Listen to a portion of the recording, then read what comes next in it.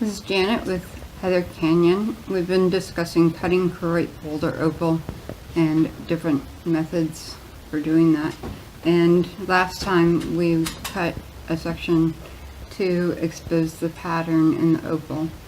And today we're going to work on cutting that down into a cab. So this is the piece that I cut off, and I cut it down some with the saw, removed some of the excess material, and now I'm going to work on shaping it a little bit. And I'm going to do this with a Dremel. Once you start cabbing these, you can do them on a cabbing machine, but with a Dremel you have more control and you can watch more carefully where the opal comes up and where it gets exposed. So I'm going to work on this with the Dremel initially.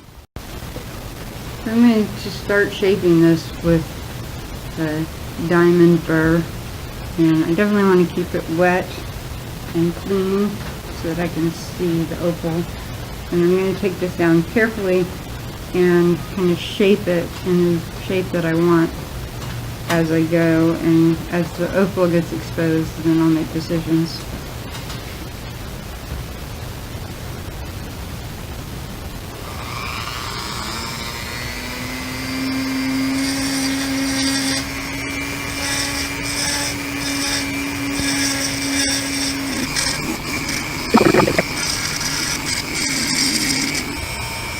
And while I'm cutting it down, I want to start doming it as well to make the cab shape.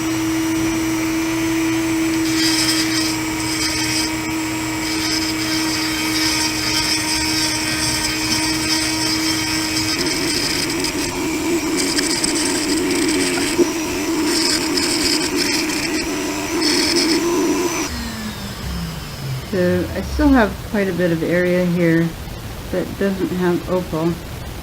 Starting to get some down here a little bit, but I'm going to start shaping this. So I'm going to work on this side. I do have some pattern of opal exposed here and here, so I'm going to see how I can do that without destroying the pattern. So this is one of the reasons that I want to do it with a Dremel, so that I can watch how the opal comes out as I work through it. It looks like this pattern down here might get a little bit thicker as I go further down.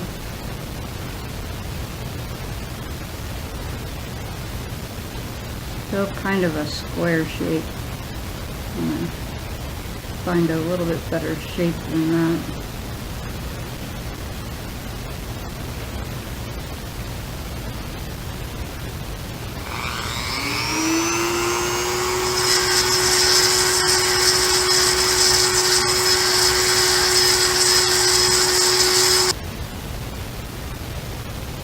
As I work along the top of this section of thick opal is starting to come out more, and so I'm going to keep working that side around and towards that and see what happens.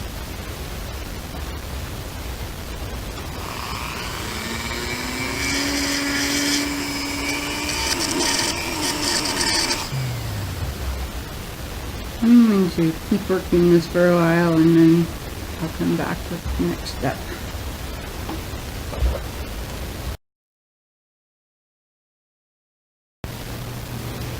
Okay, so I have mostly gotten this shaped, and get this in the light better.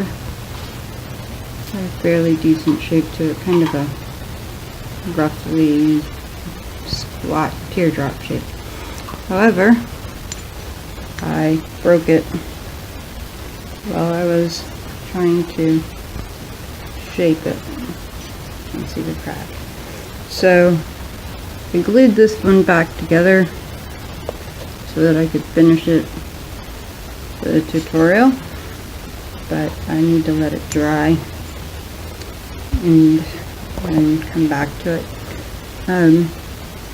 If you fill a fracture or stabilize rock, you have to disclose it if you sell it. And with the way that this crack looks, I may not be able to make this nice enough for resale, but I'm going to continue to use it for our demonstration.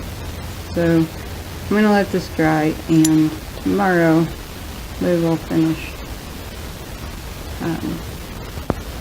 polishing and stabilizing this rock.